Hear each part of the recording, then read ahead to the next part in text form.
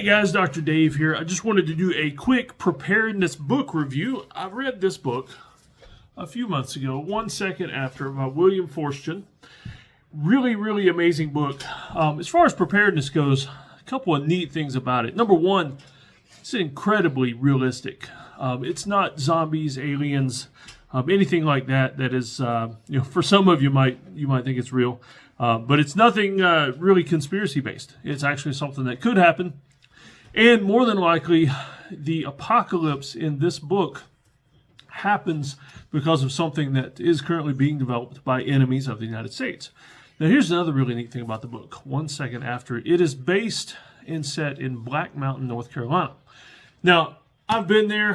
Me and my family a couple of years ago actually spent a week doing a vacation there over Christmas time, and it was pretty amazing.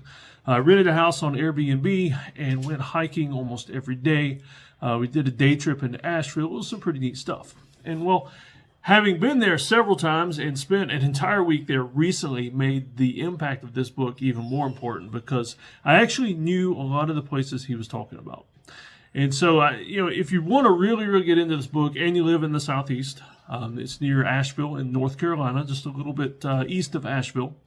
It's a pretty amazing place. I would suggest if you want full immersion, go there, rent you an Airbnb, and read this book while you're there. And then go out for day hikes and walks during the day on the college campus up at Montreat, and it will really make this a scary book. Now, another neat thing, though, and this one not such a good thing, is his daughter in the book has diabetes. And that's not a spoiler. You'll find out pretty quick about that. But I know there's a lot of people out there.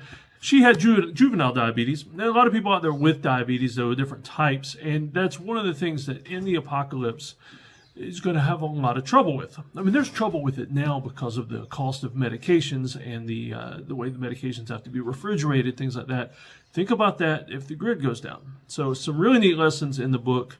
I don't often suggest a lot of prepper fiction for just general preparedness because most folks don't want to get into that stuff. Now, if you want to go down that rabbit hole, there's some truly amazing books.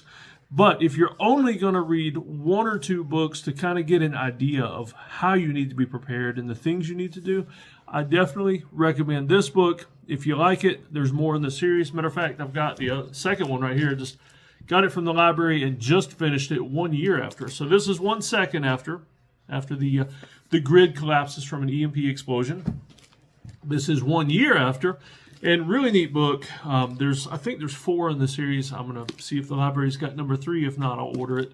And so I'll get started on that. So I definitely recommend these books, even for people who aren't preppers, for people who just want to be prepared for everyday emergencies and disasters. So I'm going to read you one thing out of this book, 1 year after, and then I'll close and let you go order your book. I tell you what, just to make it easy on you, I'm going to put the links below where you can order these on Amazon if you want. As always, though, be sure to like and subscribe, and that helps me keep making these videos. So, on page 8 here, let's see, and this is in the preface and the acknowledgments, which pretty interesting stuff in those as well in these books.